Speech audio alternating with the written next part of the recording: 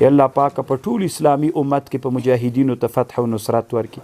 یا الله پاک اسلامي امتونو نفسونه قوي وګرځوي.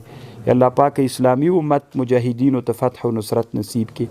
الله پاک شهیدانو باندې رحم وکړي، اعلی علین نصیب کړي.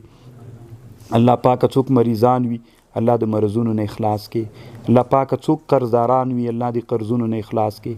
څوک الله غیر متأهلین وي په شرعي نکاح متأهلین وګرځوي. څوک الله قرضداران وي الله د قرضونو نه اخلاص کړي.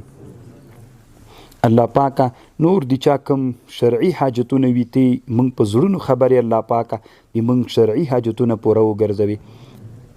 الله پاک د موږ دینی مدرسه او ټولې دینی مدارس الله پاک ته محفوظ وساتي.